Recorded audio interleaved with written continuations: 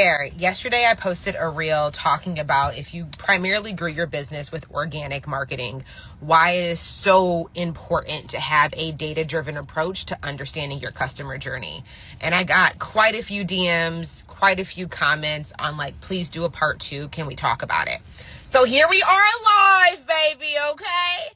If you're catching this in the replay, holla at me in the comments. And if you're here live, it's good to see you. Thank you for joining. The reason why I wanted to bring this up, because I am working with clients right now preparing for the 2026 strategy. We are mapping out launches. We are restructuring their offers. We are thinking about what they need to do to increase lead generation and how to increase client retention and just how to grow their business next year. And from every single client, from my intensives that I've been doing, the business health check audits that I've been having with clients, my long-term one-on-one clients that I'm working with, hands down, the most overlooked aspect from, I'd say, majority of clients I've worked with is a lack of understanding, a lack of visibility, or a lack of knowing what to do with the data as it relates to their customer journey. And I think that when I introduce this topic, or I'm like, hey, before we even go into let's fix your messaging, or should you be on LinkedIn? Do you need to increase your output on Instagram? What do we need to do for leads? Let's take a look at what's actually happening in your customer journey. Usually there's a little bit of I hear you, Jay, but can we just start working on the marketing stuff? Or I hear you, but can we just start digging into the launch plan? And I just think it's a very overlooked attribute of when you're building out anything related to leads and sales. So understanding your customer journey, what I mean by that is, and I shared this in yesterday's reel, so if you haven't watched it, definitely go back and watch it and read the caption. But there's 3 primary points that I think are really important for you to have clarity around, and for it to not depend, but for you to have a data-driven or a way to track or a way to know. First one being is, where do people initially discover you? That is one. Once they have discovered you, where are people binging, consuming you while they are in the consideration phase before they make a purchase? And the third is, after they have made a purchase, where are those people continuing to remain in your orbit, hanging out with you, continuing to consume content from you that influences whether or not they renew with you, hire you again in the future, or possibly refer you? And usually when you grow organically, those 3 different stages of where we can influence the customer journey are not usually always the exact same place. Oftentimes they're not. But where I see clients run into issues is, let's say they're hey, I need more leads. I need more leads. I need more leads. And when I ask them, hey, where do people initially discover you? They're oh, they find me on Instagram. But when we actually look at the data, it's they don't find you on Instagram. They primarily first discover you through some viral blog article that you had, and it was 1 or 2 articles. They found you because they primarily heard you speak on somebody else's podcast, or whatever it is. They didn't find you on the discover feed of an Instagram reel of yours that went semi-viral. And I think it's really important for you to understand that distinction, where a lot of the clients in that situation, Instagram is where people are binging them, are consuming, and where they are spending their time in the consideration phase, but it's not usually the first point of contact when they discover them. And now if we think about that example, if you're I need more leads, but now you're just trying to increase your output on Instagram, or you're I need more leads, and I'm you're trying to figure out how to get in front of more non-followers on Instagram. It's is that the most effective approach?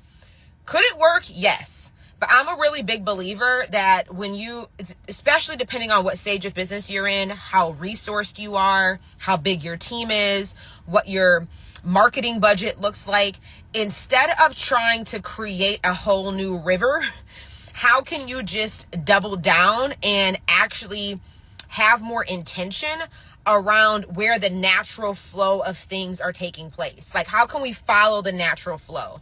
So if you're again, I hope you guys are tracking. If we're hey, we need new leads, instead of you having to learn a whole new skill set on How do you make reels that get in front of non-followers? How do you master top of funnel marketing content topics so that you do get in front of more non-followers? Instead of doing that, based off the data of your customer journey, if the primary place that people are finding you is when they first discover you is on other people's podcasts, my question for you is, when's the last time you were on somebody else's podcast? When is the last time you spoke on somebody else's stage? When is the last time you participated in a virtual summit? When is the last time you did a joint Instagram live with somebody else to get in front of their audience? And oftentimes when I ask my clients that question, they're like, damn, I ain't done that in a long time. I stopped doing that. I stopped prioritizing it. I haven't done it in 6 months. I haven't done it in 9 months. And I'm just like, let's take a moment here. So I'm like, how much time are you spending trying to create reels that primarily get in front of non-followers? And it's like, y'all, they didn't join the memberships. They didn't hire the content teams. They didn't hire the social media manager. It's like oftentimes they have spent hundreds or thousands of dollars and they are spending 5 to 10 hours a week racking their brain around this, versus based off the data of their customer journey, data of their paid clients. It's like 90% of your clients first time discovered you on somebody else's platform. So I'm not saying that we need to like totally scratch that approach unless there's an intentional decision to say, hey, I already have a good rhythm and a good system and a good strategy to make sure I'm speaking on other people's platforms. I now want to create a secondary medium in order for me to attract leads. That's a different dynamic. But if we're just like, where's the best use of my time? I'm maybe at capacity. I am limited with resources and time, and I really want to maximize this. I'm like, all that time that you are spending trying to make these reels go viral for non-followers, can we start using that time to start being on more podcasts? Can we start using that time to being on more virtual summits? Let's update your contact page on your website so people know that you want to be on podcasts and be invited to speak. And, can we start sharing in your Instagram stories that you are actually doing podcast interviews and speaking so that they associate that with you? Can we look at your current network? Who do you know with a podcast, an upcoming summit, or an event where you can say, hey, if you need somebody to talk on this topic, keep me top of mind? Can we go do some posts on Threads maybe once a month or twice a month where you are letting people know that these are topics that you speak about, and just letting people, having a call to action saying, hey, do your normal post, do your normal value share, and have a call to action at the end saying, if you want somebody to come on your podcast and talk about this topic, I would love to. I think the hardest part about grasping this sometimes is how simple it is. Because for me, let me say, for example, I think a lot of the time people think that Instagram is my primary platform and that is where people discover me. Based off of my client data, the number one place that people initially discover me is when they hear me on somebody else's stage. That is the most potent when it comes to my paid clients. And I think that's the other important caveat when I'm having clients go and look at this data and gather this information. One, a lot of the time is they don't have current intake forms or systems in place to actually capture the information. So that's a system we need to set up and a process we need to start to incorporate. But I want you to only look at the data of your paid clients. Oftentimes we are looking at the data of vanity metrics. We are looking at the data of our mass audience. I'm like, do we care about them? Yes. What's most important to start with is the people paying you, okay? Throw some money signs up. Is the people paying you? So I want you to look at the last 15 or 20 clients that hired you, that have paid you cash money, as my grandma would say. I want you to ask yourself, where did they initially discover me? After they discovered me, where were they hanging out, consuming, and binging when they were making a buying decision? And then where do they continue to hang out with me after they have purchased? Where are they consuming content from me or what have you? And I want you to look at the paid clients, okay? And I want you to start to understand that. So then now, when you're sitting down saying, hey, I need to increase my leads, you know what activities are the best use and the highest ROI of your time based off of what your data is telling you. If you're like, I have a lot of leads, but I don't know how to convert my existing audience. Okay, then we probably need to improve what's happening after the point of discovery. You know, after they've discovered you, what is happening? Where are they consuming you? How much bingeable content do you even have out there? Is the messaging of your content that is available after they've discovered you, how aligned is it with the promise of your offer? How sophisticated is your messaging, and does the sophistication of your messaging match the sophistication of the buyer that you're trying to attract? All of that. If you're like, Jay, I got the clients, we can get them in the door, but we ain't got no renewals. We don't got no upgrades. We don't get no referrals. We don't get no repeat clients. It's like, cool. What are you doing post-relationship? What are you doing post-offboarding? Are you creating any, and the messaging of that content needs to be different than the messaging that you are using to get somebody to purchase initially. So I would look at your content strategy and say, hey, let's look at your messaging. Based off your messaging, what stage of buyer are you primarily talking to? Are you talking to the person who don't know you, ain't never heard of you, just got introduced to you primarily? Is your messaging doing a great job talking to the person that's familiar with you, but in the consideration phase of wanting to hire you?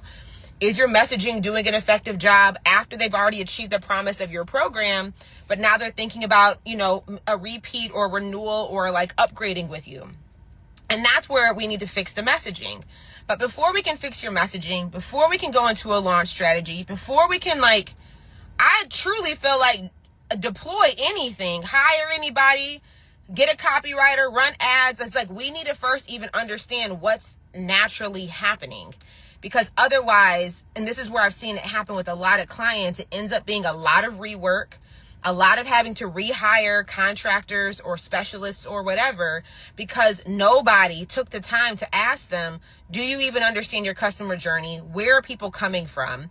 And usually when I do ask clients this, I have to do a lot more due diligence to dig, because they will generalize. They will just say, oh, it comes from my podcast. Oh, it comes from Instagram. And it's like, I have yet to meet a client where all three stages of the customer journey are happening on one platform. Like in today's day and age, like in 2025, in today's day and age, I have yet to meet a client truly when we actually know the data and we're not just guessing, where all three stages of the customer journey are happening on one platform. It is usually a multi-platform or a multi-relationship type of approach. So I want to pause here and ask some questions because I have like 15 more minutes. Your girl got to go to therapy today. And I got a doctor's appointment, okay? And we seen a therapist and an OBGYN today. But I really hope that this makes sense. And I just hope that it is something that before you finalize your 2026 plans, before you hire anybody to build you out any assets for, oh, I need to fix my website, or, oh, I need to do this with LinkedIn, or, oh, I need to do whatever, please understand your customer journey. And please understand, once you understand that, which lever are you trying to improve? Because you guys might, what I've seen happen with clients is like they will revamp and rebrand an entire website, and it's like their website isn't even supporting their customer journey right now, but they just dropped $10,000 fixing it, when it's like right now your current clients, the last 20, 30 clients that have hired you, didn't even look at your website before they bought from you. So, and again, I'm not saying that like incorporating new assets is not smart, but I think it is just so important to have a ground-based understanding of what's going on before you are just aimlessly adding more to the plate. Because when clients come to me and they're like, Jay, I feel like I'm throwing spaghetti at the wall. If you feel like you're throwing spaghetti at the wall, it is because you don't have visibility or you don't have understanding on what your data is and what to do with that information. That is why you are throwing spaghetti at the wall, because you're guessing, okay? You are like at the casino gambling versus, making maybe strategic investments into the stock market. Like, we have to treat it differently. So let me go back and answer questions. Or if somebody wants to hop on live too, if you have a question, just pop it in and let me know. Hey, Portia girl. She said, what if most of your clients are finding you via referral. So if they're finding you via referral, which I think is very common for service-based business owners, for, especially early stages of business growth. So I would ask myself, okay, what is it that I'm actually trying to do? And if I am trying to get more new clients, I would look at when my clients are saying they're coming from referrals, I would try to understand how is that referral and that transference of trust happening? Like, are they getting me through a referral because my client posted my makeup on their Instagram or on their social media and then somebody saw their post? Am I getting the referral because my client verbally told their friend about them? When it says referral, I would probably update my intake form to add in, if this was from a referral, please tell me the client's name so I can thank them. I would start nurturing, taking a little bit of effort, send a little voice note so that if you get a referral from Tiffany, you send Tiffany a voice note and you nurture and maintain that relationship. If they got it from a referral, I would be very mindful of once that referral has finished working with you, then where does that referral still remain in contact with you? Do they still follow you on Instagram? Are they still reading your emails? Are they still watching you on YouTube? Where is that client that has referred people? Where are they still hanging out with you? And then from there, I would be mindful of what am I doing on that platform to stay top of mind for that client. So I think a lot of the time we look at marketing is what are we doing to get new clients? But I also look at marketing as how am I using my marketing to remain top of mind so that the people who do refer me continue to refer me because they see my content and they're staying top of mind. My name is still in their mouth. So I would also think about my content strategy or just remaining consistent in that way. For example, if all of your past clients also follow you on Instagram and referrals is your primary source, I would use them as close friends. I would add all of my clients to my close friends and I would make content specifically for them on close friends on stories to stay top of mind. And I'm not saying that you need to be hard selling these people every day, but it's just how do I stay top of mind so that when they think about getting their makeup done or when their friend is saying, hey girl, who did your makeup last time? You immediately come to mind. It's just kind of how can I maintain that relevancy in the places that make the most sense? So those are some things I would do if majority of my clients were finding me from referral. I would get a better understanding of what's happening in the referral moment. Is it verbal? Are they sharing my stuff on their social and their friend sees it? Kind of what's happening. And then from there, I would update my intake form so I could get the person's name and maintain that relationship with them. And then I would also think about how am I using my content and my marketing to stay top of mind for all of my past clients with the goal of being able to increase referrals. Great question. Portia said, I'm tracking. This is so helpful to think about because mostly we don't. I think majority of clients I have worked with or where if they are thinking about it, they have a plethora of data and they have no idea what to do with it. They have these massive spreadsheets with all this data in it and they're I track my data, girl. Okay. I was in some $12,000 mastermind that gave me a spreadsheet. Every Friday I update my data. I said, but what are you doing with that data? They're I have no idea. I update it. Okay, I have gathered it. I know what it is. I don't know what to do with this information. Which I think is part of it, Okay, Portia said, my pen is going. Okay, good girl. Good. I love it. And we have one question from Joy. Hi, Joy.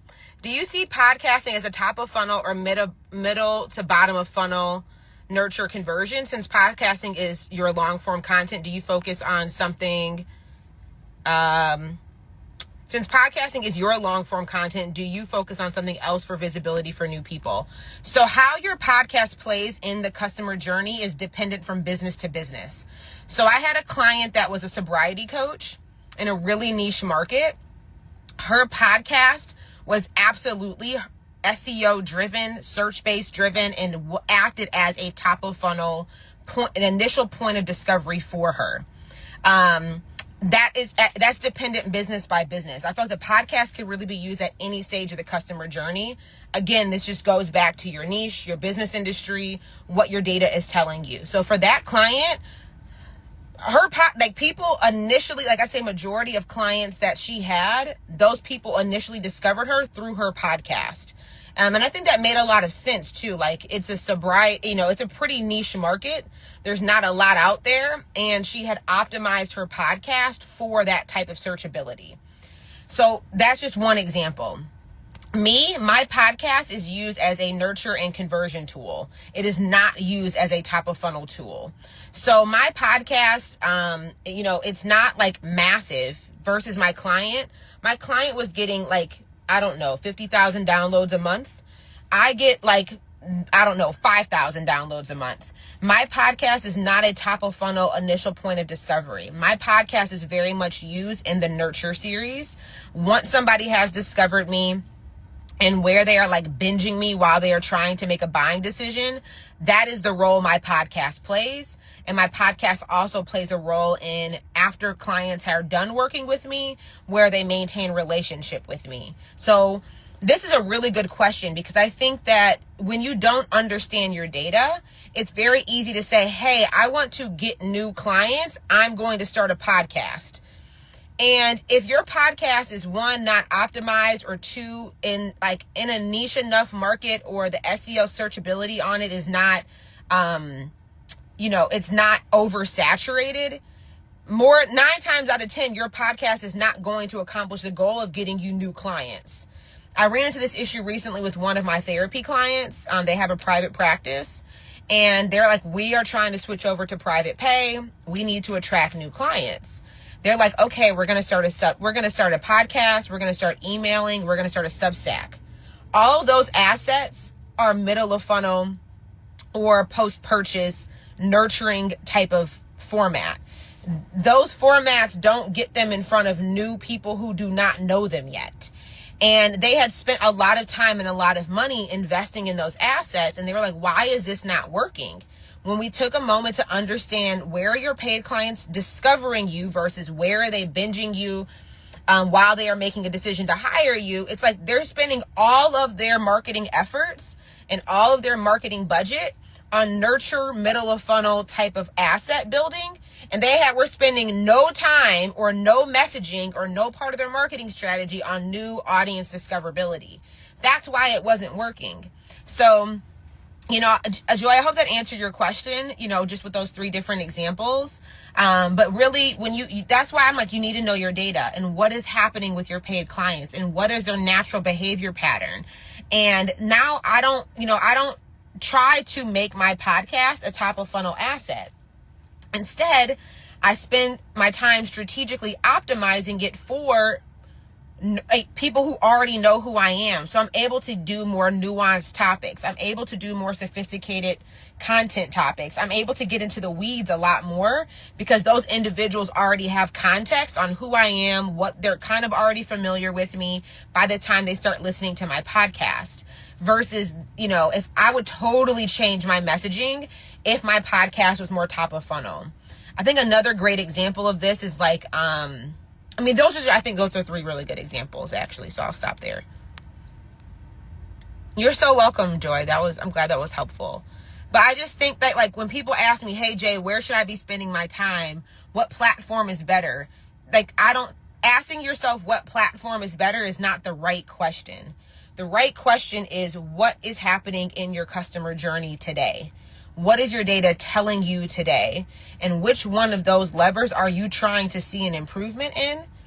And based off of those levers, that's where you should spend your energy and effort.